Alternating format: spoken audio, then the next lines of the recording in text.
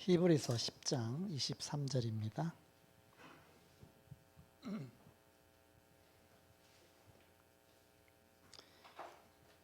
히브리서 10장 23절부터 25절까지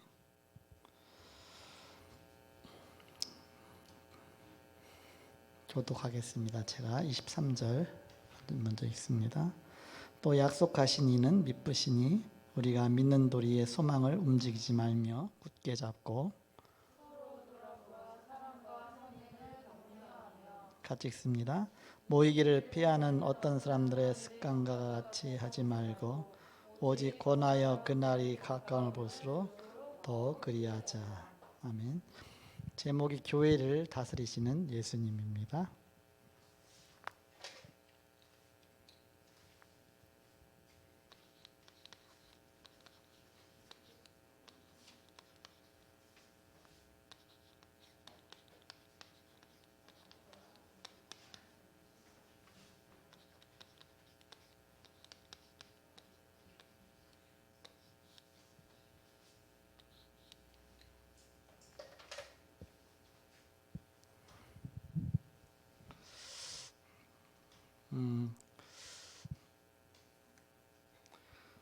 저는 이렇게 청년 때 교회를 다니면서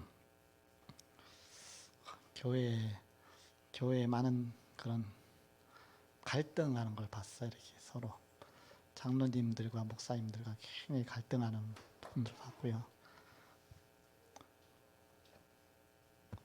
그래서 잘 안 들린다고 그래갖고 그래서 나는 커서 교회는 안 한다 절대. 교회 운동 안 한다. 그러니까 쉽게 말하면 교회 깊숙이 안 들어간다 절대. 그렇게 다짐을 하고 일기다 써놨거든요. 나는 교회 운동은 하지 않으리. 그다음에 생명 운동을 해야지. 그래서 그렇게 써놨어요. 생명 운동이라는 얘기는 전도 운동하고 복음 운동해야지. 내가 교회 운동은 안 해야 한다. 그렇게 써놓은 적이 있어요. 근데 목사가 되고 나서 교회를 했잖아요. 개척했잖아요. 근데 지나고 나서 보니까 교회의 주인은 역시 예수 그리스도가 주인이구나. 성령께서 교회를 세밀히 인도하시는데 그걸 거스러 갖고서 자꾸 사람 방법으로 하려고 하면 자꾸 그 사단이 역사하고 부딪히고 문제가 많은 것이다. 철저하게 성령 인도받고 하나님이 하신 대로 따라가면 전혀 문제가 없는데 자꾸 인간 방법을 자꾸 하니까 거기서 문제가 오는 것이다. 개척하면서 계속 돈 주셨네, 10,000원. 10,000원이 떨어져 있어.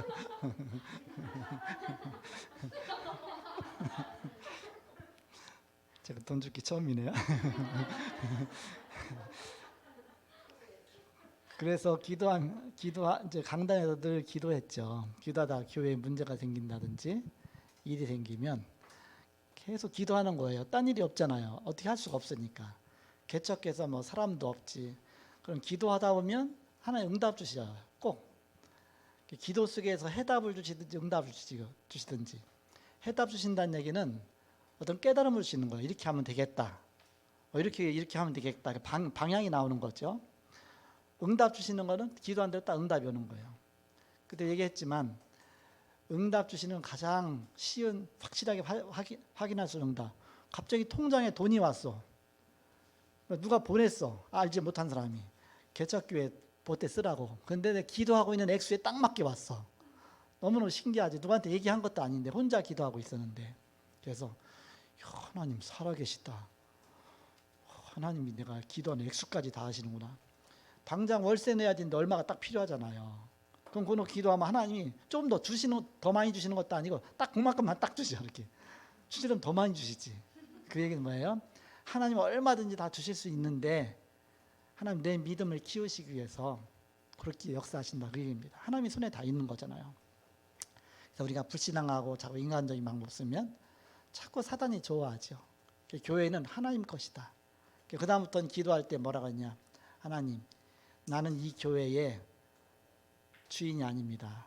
이 교회의 당회장이 아닙니다. 이 교회 당회장은 주님이십니다. 교회 담임 목사는 주님이십니다. 자꾸 기도 바꾸는 거예요. 그러면 주님이 해결해 주옵소서. 얼마나 편한지요. 왜? 주님이 하실 거니까. 내 문제가 아니니까. 그러다 보니까 교회에서 뭐 일 벌리는 걸 안 한 거예요. 쉽게 말하면 뭘 막 자꾸 일을 벌리는데 안 한 겁니다. 오히려 왜? 자꾸 기도하는데 방해되니까. 그다음 교회 종탑도 한 번도 설치를 안 해봤잖아요. 근데 이번에 우리 장로님하고 우리 부목사님께서 종탑을 설치했는데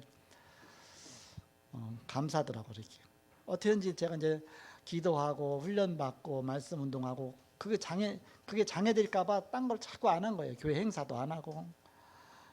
심지어는 뭐 매달 뭐 재직해 모여서 서로 싸우잖아요. 그런 것도 안 하고 1년에 한 번 반드시 또 모여야 되니까 모이지만 또 법을 어기면 안 되니까 1년에 한 번은 모이지만은 그렇게 해서 어떻게든 이제 복음 운동으로 자꾸 가도록 하나님이 그걸 기뻐하시는 것 같습니다. 그래서 우리는 오직 성령과 능력과 큰 확신으로 하나님이 함께 하시는 대로 따라가는 겁니다. 교회를 다스리시는 분은 바로 예수님입니다. 예수님. 서론에 보시면 예수 그리스도는 부활하셔서 최대한 예수님이 관심을 가진 곳이 바로 교회입니다. 한 가지 중요한 사실은 교회당과 교회는 다르다는 것입니다.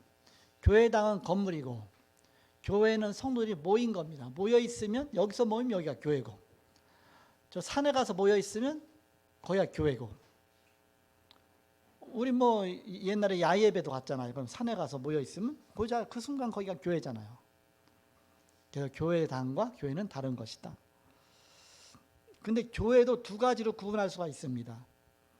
예배하고 교제하고 교육하고 이렇게 모이는 것을 갖다 유형교회라고 유형교회죠.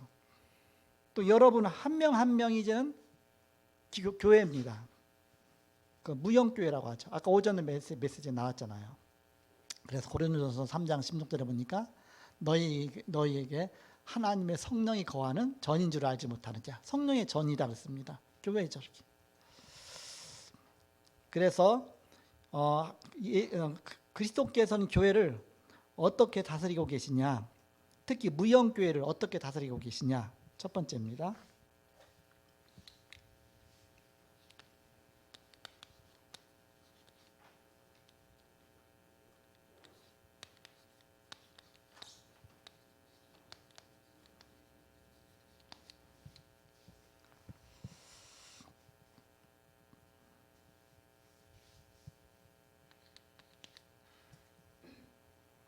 요한계시록 2장 1절에 보면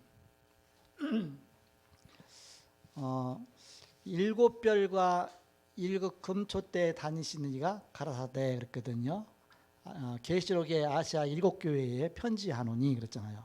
그러면서 에베소 교회에 편지하노니 일곱 별을 붙잡고 일곱 금초대에 다니시는 이가 일곱 별은 일곱 교회의 사자요 주의 종들이라는 얘기죠. 일곱 금초대는 일곱 교회니라. 그래서 교회 촛대 사이에 다니시는 이가 일곱 별을 붙잡고 일곱 금초대에 다니셔요. 누가? 성령께서, 그리스도께서 일곱 별을 주의 종을 붙들고서 역사하신다 그 얘기입니다. 주의 종이 이것저것 다 하는 것 같지만 그게 아니고 사실은 성령께서 주의 종을 통해서 그의 인격과 사상과 그의 모든 과거와 현재와 미래와 그의 모든 성품을 다스리시면서 하나님의 일을 이끌어 가신다 그 얘기입니다. 도구죠. 주의 손에 붙잡힌 도구입니다. 도구. 그러면서 금초대에 다니시는 이가, 금초대는 교회라고 그랬잖아요. 그 교회 하나하나 역사하신 분이 바로 그리스도시다 그 뜻입니다. 이걸 잘 모르면 엄청난 인본주의 쓰게 돼 있죠. 이걸 잘 모르면 자꾸 인본주의 쓰면 사단에게 엄청 속게 돼 있습니다. 그거 하나님 만들어 가시는데 그거 다스려 가시는데 몇 년이 걸리죠. 어떤 때는 구덩이다 집어넣었다가 꺼냈다가 막 문제도 당해가다가 오지 주여 주 뜻대로 하소서 그 말 나올 때까지 반 죽여놔야 돼. 주여 내 마음대로 마옵시고 주의 뜻대로 되기를 원하나이다. 그렇게 그래서 주님 완전히 운행하실 수 있도록 역사하실 수 있도록 그런 교회가 돼야 주님이 다스리는 교회가 되잖아요. 개척해서 10여 년은 고생하잖아요. 왜? 주여 저 두 손 듭니다. 주님이 하소서. 그 정도 고백이 나올 때까지. 주의 정도는 다 그런 단계를 거치잖아요. 자꾸 실패하고 안 되고 뭔가 자꾸 무너지고 넘어지고 하면서 결국 두 손 드는 거죠. 아니, 두 손 들고 항복하기를 원하시는 겁니다. 주님이 완전히 다스리셔야 되니까. 그 과정이, 그래서 바로 이 무형교를 다스리신다. 우리 성도 하나하나를 그렇게 다스리신다. 7뼈를 붙잡고 7금초에 다니시는 이가 가라사대 그랬죠. 그래서 2장 계시록 2장 20절에 보면 그런데 너에게 책망할 것이 하나 있다 그랬습니다. 책망할 것이 있다. 7교회에 칭찬도 있었지만 책망도 있었습니다. 칭찬은 뭐예요? 잘하는 것도 있다. 누구든지 그렇잖아요. 잘하는 게 있잖아요. 또 책망받을 것도 있다. 다 있겠죠. 그래서 책망할 거 책망하시고 칭찬할 거 칭찬하시고 그 가운데서 하나님이 교회를 다스려 나가시는 것이다. 이걸 잘 이해해야 되겠죠.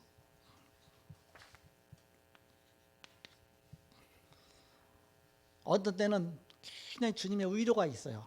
낙심해가지고 풀이 푹 죽어갖고서 완전히 그냥 꼭 막 완전히 고꾸라질 것 같은 그 속에서 있을 때 주님이 위로하시고 막 힘을 주시죠. 그럼 그때는 또 다 된 줄 알고서 그건 너무 죽을 것 같으니까 그냥 조금 더 이렇게 좀 살려주려고 하는 거죠. 이렇게. 왜 자녀가 너무 몸이 아프면 뭐 이상하게 막 뭔가 과일도 사다 주고 뭐 이것저것 막 자꾸 저기 해주잖아요. 이렇게 막 보다듬죠. 그러면 그때 의기양양하면 안 되죠. 아프니까 그냥 특별하게 해주는 것이지 이렇게 특별히 이렇게. 엠마오로 가던 두 제자 낙심해 갖고서 예수님이 십자가에 달리시고 부활하셨는데 부활의 소식을 못 들었거든요. 그러니까 이제는 낙심하잖아요. 부활했다는 자체를 모르잖아요.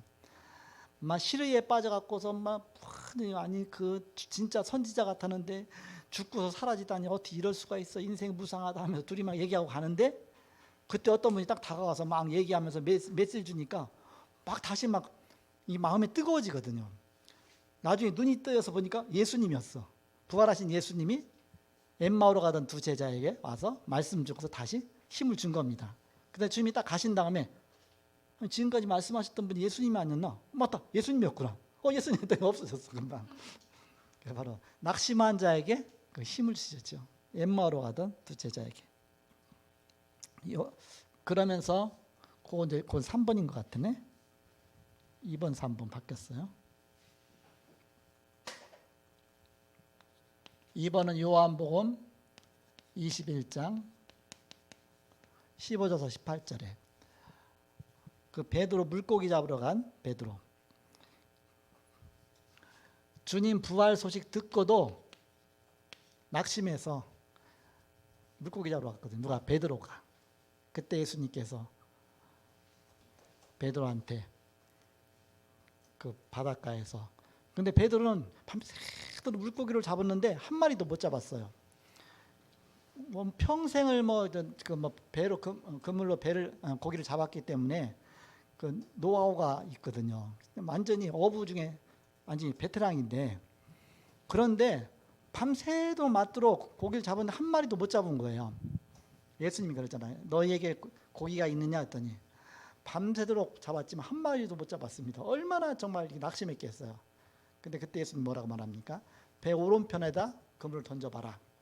오른편에다 갑자기 던지니까 얼마나 많이 잡혔든지 그물이 찢어질 것 같아요. 큰 신이 들어서 올리잖아요. 배에다가 올리면서 배에다가 딱 올리고 나서 그 옆에 있던 베드로하고 요한이 갔거든요. 근데 요한이 딱 보더니 너무 놀랬잖아요. 왜? 안 잡히다 갑자기 잡히니까 그 말씀대로 던졌는데 불구하고 잡혔잖아요. 그래서 다시 요한이 딱 보니까 예수님이구나. 좀 어둑어둑한 게 새벽녘이니까 좀 바닷가 잘 안 보이니까. 그래서 베드로한테 주님이다. 그랬더니 베드로는 주님. 그래갖고 갑자기 그냥 물로 풍덩 들어가고서 막 헤엄쳐 가는 거예요. 그런데 그 사도 요한은 좀 성격이 차분하거든요. 그러니까는 그 잡은 고기 한 마리라도 놓칠까봐 다 끌어올린 거 다 챙겨갖고서 또 배도 버리고 갈 수가 없으니까 자기가 그러면 배 버리잖아요. 그러니까는 배 잘 놓아줘 갖고서 거기까지 가서 간 거예요. 그랬더니 물가까지 갔더니 예수님은 벌써 물고기 같다 이렇게 떡 갖고 굽고서 이제는 조반 아침을 준비해 놓은 겁니다. 와서 조반 먹으라 그러잖아요. 가서 이제 나가서 조반 먹은 거죠. 먹으면서 예수님이 질문하잖아요. 베드로한테.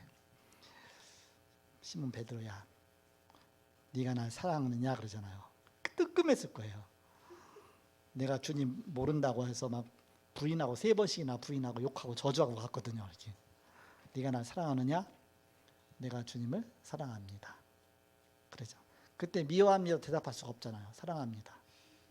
사랑합니다 하고 한번 왜 창피하지만 부끄럽지만 겸연쩍지만 한번 고백하고 나면 괜히 이렇게 뭔가 인정받는 거 아닙니까? 그래도. 근데 두 번째 질문은 네가 이 사람들보다 나를 더 사랑하느냐? 여기는 딴 제자보다 나를 더 사랑하느냐? 내가 주님을 사랑한 줄 주께서 아신다했다. 내 어린 양을 먹이라, 내 양을 먹이라. 처음엔 어린 양. 어린 양은 뭐예요? 아직 어린, 새가종, 어린, 초신자. 어린 양 먹일 정도. 두 번째 묻고 나서는 내 양을 치라. 양육하는 거죠. 치는 거는. 그 다음에 내 양을 먹이라. 그래서 처음에는 어린 양을 먹이다가 조금 더 장성이 되면 좀 큰 양도 칠 수 있고, 목회잖아요, 목회. 그러면서 그 다음에는 큰 양도 먹일 수 있죠. 사역이죠. 그렇게 해서 그 단계까지 자꾸 올려주는 거 아닙니까? 그렇게 해서 내 어린 양을 먹이라, 내 양을 치라, 내 양을 먹이라. 3번을 똑같은 질문을 하시면서 세 번 예수님을 모른다고 부인하고 저주하고 나중에 욕까지 했는데 그 3번을 똑같은 질문하면서 사랑의 고백을 하게 하시고 3번을 치유하신 것입니다. 3번을 부인했으니까 3번을 질문하고 3번을 치유해 준 거죠. 이렇게 치유 사역. 낙심한 베드로에게 찾아가셔서, 그리고 세 번째는 누가복음 24장 13절 31절에 무기력해진 성도. 어느 정도 무기력해졌냐? 엠마 아까 설명했던 그점입니다. 엠마로 가던 두 제자가 완전히 이제 혼미해졌어. 근데 그 말씀을 딱 전해주시고서 다시 살려주고서 그런 다음에 이제는 예수님의 십자가 죽으신가 부활 성경에 그것이 성취돼야 되지 않냐 해서 딱 전해주니까 영적으로 딱 사는 겁니다. 그 힘을 주시죠. 그래서 누가복음 24장에 나오죠. 13절에서 31절.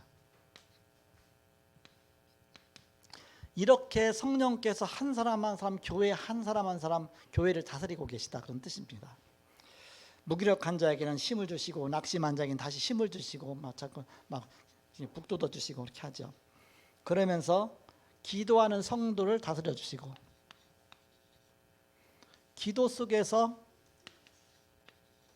성도에게 힘을 주시고, 사도행전 3장 1절에 제9시기도 시간에 기도죠. 12장 1절에서 10절에 보니까 마가다락방에서 그 철야 기도하고, 13장 1절에서 4절에 보니까 안디옥 교회에서 합심 기도하고, 16장 13절 16절 기도처로 가다가 계시록 8장 3절에서 5절에 보니까 성도의 기도할 때 그때 주의 천군처럼 통해서 역사하시죠.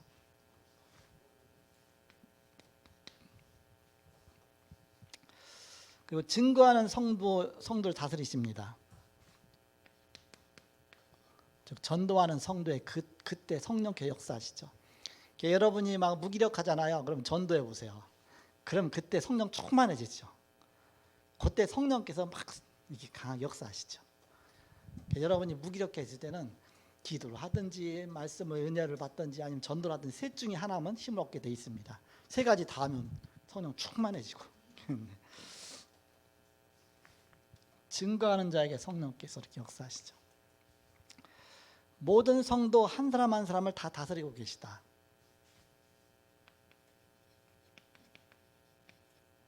한 사람 한 사람을.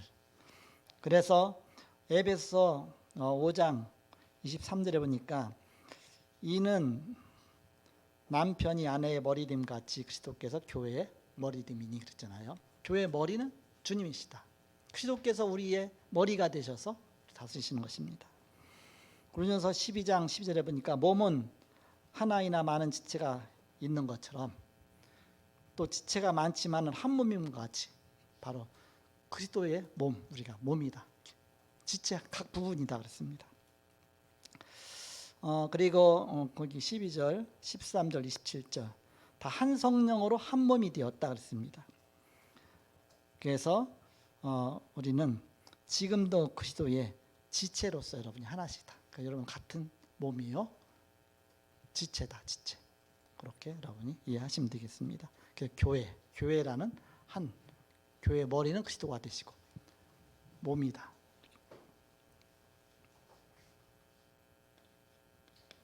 따로따로 나 혼자 있는 것이 아니라 주님 안에서 원네스가 되는 것입니다. 위드 임마누엘 원네스.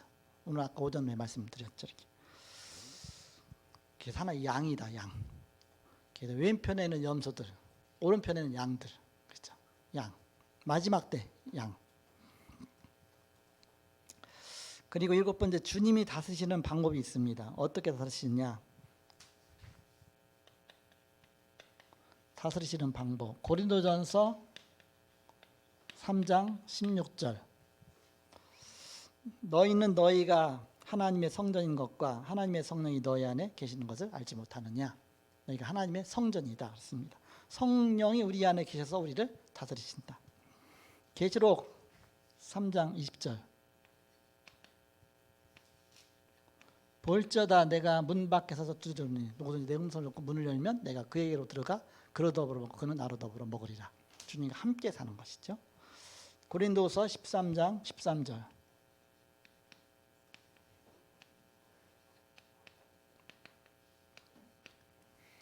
그리스도의 은혜와 하나님의 사랑과 성령님의 교통하심이 너희 무리와 함께 있을지어다. 이게 축도의 원본입니다. 원본. 여기서 축도가 나온 거예요.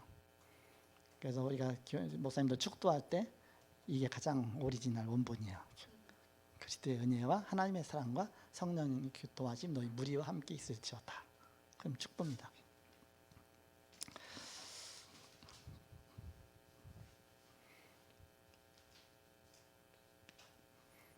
마지막 10번째, 주님이 성도를 다스리시는 3가지 방법이 있다.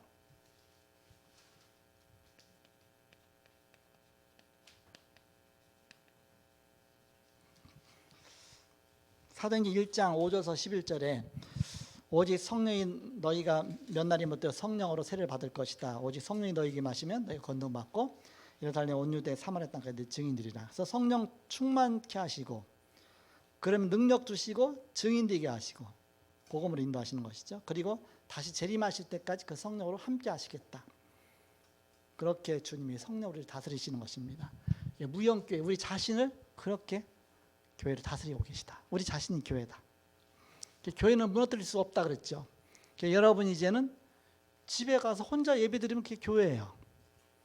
홀로 다락방을 해도요. 나홀로 다락방을 해도 되고 가족하고 모여서 같이 해도 되고 여러분 가정 예배도 되지만 그것이 또 다락방도 되는 것이고 그것이 또 교회도 되는 것입니다. 여러분 모여서 2-3 사람이 모인 곳에 나도 너희 중에 있느니라. 2명 이상 모이면 교회예요. 무형교회에서 유형교회 되는 거죠. 모여지면 현장 교회가 있고 또 이렇게 모여서 모이는 교회, 흩어지는 교회 다 교회라는 단어를 붙이잖아요. 다 교회다. 2번째, 예수 그리스도는 지금 모든 교회를 다스리고 계십니다. 이건 유형교회를 말하죠.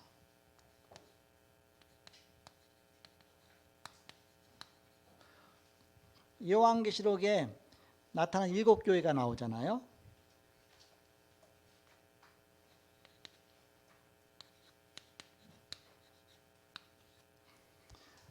일곱 교회, 에베소 교회가 있죠. 서마나 교회가 있죠.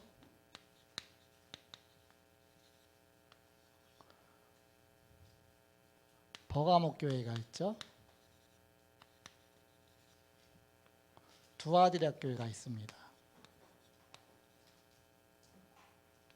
그 다음에 사대 교회가 있습니다.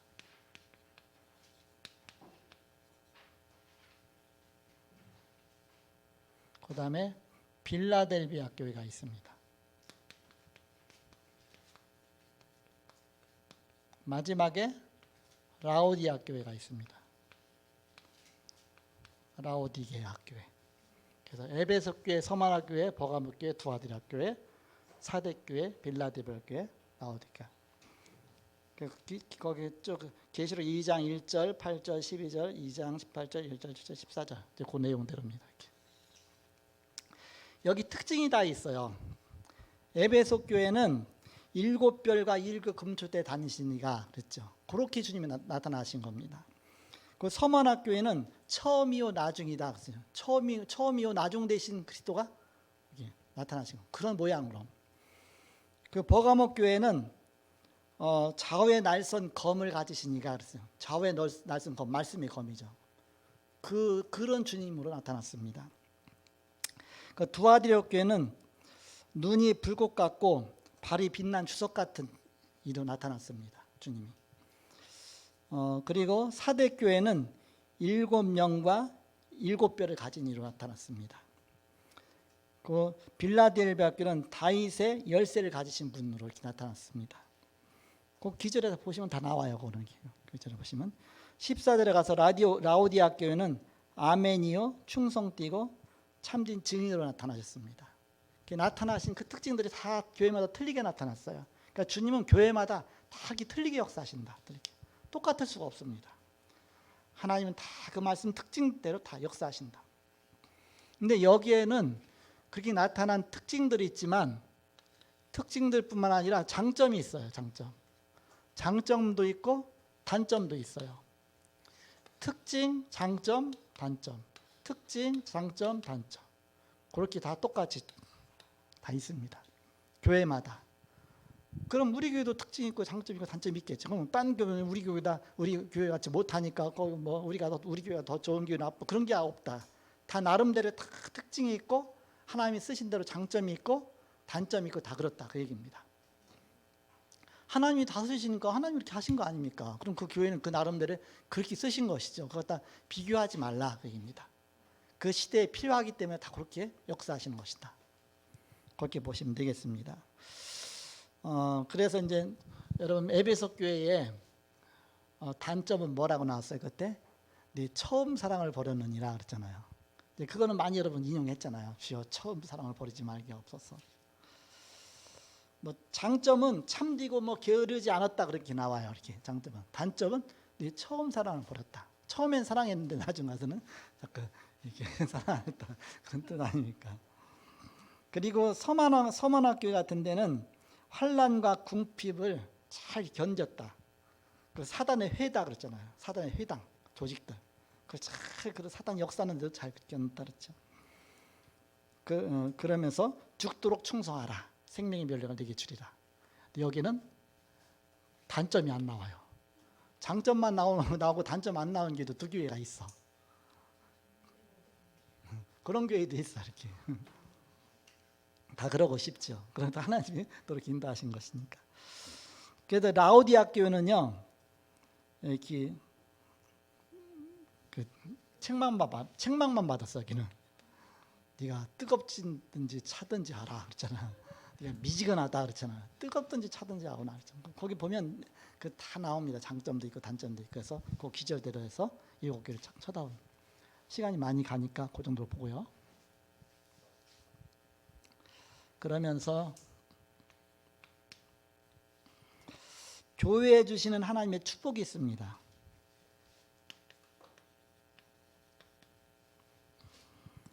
사도행전 4장 32절 34절에 33절에 아까 오전에 강단 말씀에서 나왔죠. 믿는 무리가 한 마음과 한 뜻이 되어 모든 물건을 서로 통용하고 그랬죠. 초대교회가 환경적으로 엄청나게 어려웠는데도 불구하고 가난하고 핍절한 사람이 없었다 그랬잖아요. 왜냐? 서로 내 것을 내 것이라 하지 않고서 다 한 가족처럼 서로 도와주고 하나가 되어서 위드와 임마누엘과 원네스가 잘 됐다. 복음 때문에. 복음을 위해서. 그 초대교회의 모델이 됐죠. 그러니까 그 어려운 상황 속에서도 교회가 든든히 서가고 교회가 부흥돼 나갔죠. 특히는 코로나 시대에 우리가 더 좀 복음 앞에 더 우리가 이렇게 나가야 되겠죠. 그 사도행전 데살로니가전서 1장 6절에서 10절에 보면 데살로니가 교회 그 야손이 있던 교회 사도 바울이 개척한 교회잖아요. 거기에는 아예 모델 교회죠. 아예 그 믿는 자의 그 본이 되었다 그랬습니다. 그래서 믿음의 소문이 각처에 퍼졌다 그랬죠. 아가야와 그 전혀 이때까지 다 소문이 퍼졌다 그랬죠. 그러니까 하나님이 진짜 기뻐하시는 교회가 됐다. 바로 이런 교회 주신 축복들이죠. 이런 교회가 되어야 되겠습니다. 그리고 히브리서 10장 25절에 주의할 것이 있다. 지금 시대에 우리가 특별히 이걸 기억해야 되겠습니다. 히브리서 10장 25절에 특히 주의할 것, 모이기를 피하는 어떤 자들의 습관과 같이 하지 말고 권하여 그날이 가까운 것으로 더욱 그리하자. 그날이 가까운 데는 뭐예요? 주님 오실 날이 가까울수록. 그러니까 모이기를 피하는 습관을 자꾸 들인다. 더군다나 이제 온라인 예배를 하니까 그냥 교회 안 가도 그냥 그냥 잠깐 귀찮아, 오늘은 그냥 누워서 예배 드리래. 그냥 그래도 안 가도 그냥 메시지 들을 수 있잖아요. 그러니까 점점 그런 것들이 습관이 드는 겁니다. 습관 들다 보면 이제는 갈 힘마저 없는 거예요. 오랜만에 토요일에 핵심 가면요, 사람 안 와 있어. 왜? 집에서 늘 있다 보니까 안 와 있죠. 그럴 수밖에 없어요. 또 오지 말라고 하니까 핵심. 한번 거기까지 늘 가던 것이 한두 번에서 하나 엄청난 연습과 훈련 속에 거기까지 가진 거거든요. 그게 무너지고 나면 나중에 또 기대죠. 교회가 모여지는 것이 너무 축복입니다. 이 모임을 무너뜨리려고 사단은 엄청나게 코로나 통해 역사잖아요. 교회 가지 말라, 모이지 말라. 그러니까 교회가 굉장히 힘들죠. 마지막 때 힘들게 되죠. 유튜브에 금방 올라온 거 보니까 뭐가 올라왔냐면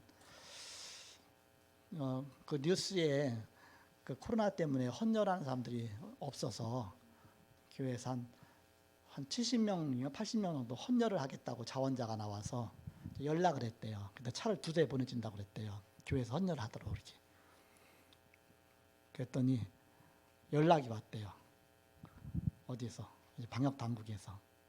교회에서 모이지 말라. 모이지 말라. 코로나 걸린다. 그럼 어떻게 했더니 동사무소에 가서 헌혈해라. 아니 우리 교회는 주차장이 넓어갖고 교회 안에서 헌혈하는 것도 아니고 주차장에서 헌혈을 하는데 지금은 동사무소는 주차장도 없고 좁은데 거기 가서 그 사람들 헌혈하면 오히려 코로나 더 걸리죠. 안 된다. 이게 다 역차별이죠. 어떤 면에서 보면 교회가 똘똘 뭉쳐서 막 그 차별금지법 반대하고 그러니까 일단 교회가 약화가 돼야 돼. 약화가 돼야 마음대로 할 수 있잖아. 이렇게 하나의 전략입니다. 전략. 교회를 자꾸 무너뜨린 전략이죠. 그래서 우리가 마지막 때 가서 모이기를 피하는 어떤 사람들의 습관과 같이 하지 말고 오직 권하여 그날이 가까운 곳으로 더욱 그리하자. 그래서 우리 공산주의를 반대하는 사람은 기독교인이거든요. 기독교는 공산주의를 반대하거든요. 공산주의는 하나님 없다고 하니까. 그래서 바로 사단의 전략이잖아요. 전략.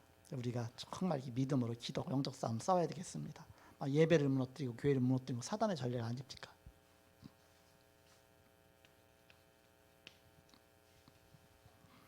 네 가지 중요한 것이 있습니다.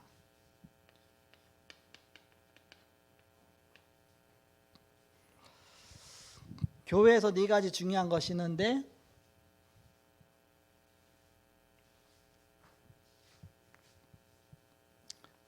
예배, 그리고 기도,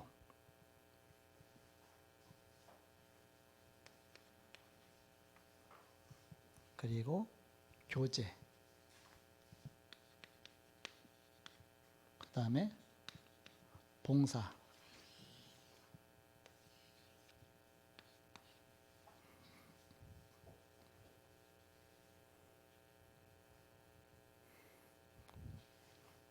예배, 기도를 여기다 같이 쓰고 하나 빠진 게 있어요. 뭐가 빠졌어요? 거긴 없지만 전도. 진짜 전도가 빠졌어. 최고 중에 전도가 빠졌어. 예배, 기도, 하나님 앞에 하죠. 위로 향한 기능이죠. 하나님께 예배하고 하나님 기도하고. 전도, 세상을 향한 기능입니다. 교제, 우리가 서로 이제는 교제 나누고 말씀 붙잡고 서로 포럼하고 교제 나누고 봉사하고 복음 때문에 봉사하는 거 아닙니까? 네 가지가 골고루. 근데 최고 중요한 것이 예배, 기도입니다. 예배. 이게 중요하죠. 전도한다고 예배 놓치면 안 됩니다. 다락방 한다고 꼭 예배 시간에 다락방 하러 가고 그러면 안 됩니다. 수요일 날 7시 반에 다락방 하자. 그럼 수요일 날 예배 못 가잖아. 이렇게 꼭 그러시는 않는데 이거 예배가 중요하다. 그게 중요해요. 그래서 항상 가장 중요한 게 예배다. 그러면서 전도는 세상을 향해서, 교제와 봉사는 이것을 위해서 필요하죠. 그리고 그렇다면 예배자들이 받는 복입니다. 최고 중요한 예배자들이 받는 복. 우리 눈에 보이지 않지만 예배할 때 보이지 않게 억만 걸음 가져다 주는 거 더 귀한 것이다. 유 목사님 늘 그러잖아요. 예배 한 번 할 때마다 1억 원 이상 막 가져다 주는 것이다. 이렇게. 그 실제 돈으로 오면 사람들이 다 오겠다 그랬잖아요. 이렇게. 그래서 바로 보이지 않게 어마어마한 영적인 축복이 임하는 시간이 예배입니다. 그래서 교회를 다스리신 예수님, 바로 우리가 예배할 때 성령께서 그렇게 역사하시죠. 그래서 이런 귀중한 축복이 저와 여러분께 있기를 축원합니다. 자, 기도하고 이 말씀은 우리 세우는 교회 유튜브에 채널에 들어가면 자체전도학교 방에 이게 계속 올라가 있습니다. 그래서 여러분이 이걸 또 자꾸 익히고, 또 집에서 여러분이 가정다락방 할 때도 이거 갖고 해도 되고요. 이렇게 또 주부에도 올라가 있고요. 그래서 잘 활용하시면 되겠습니다.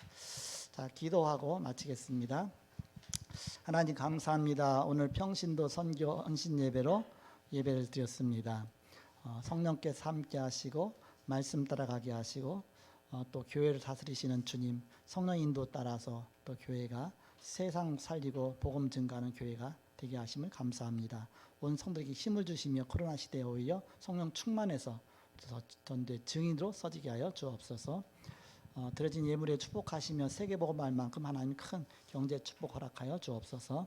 지금은 주 예수 그리스도의 은혜와 하나님의 사랑과 성령님의 내주인도 교통 역사하심이 복음 안에 승리할 주의 사람들의 예지로부터 영원토록 함께 계실지어다. 아멘.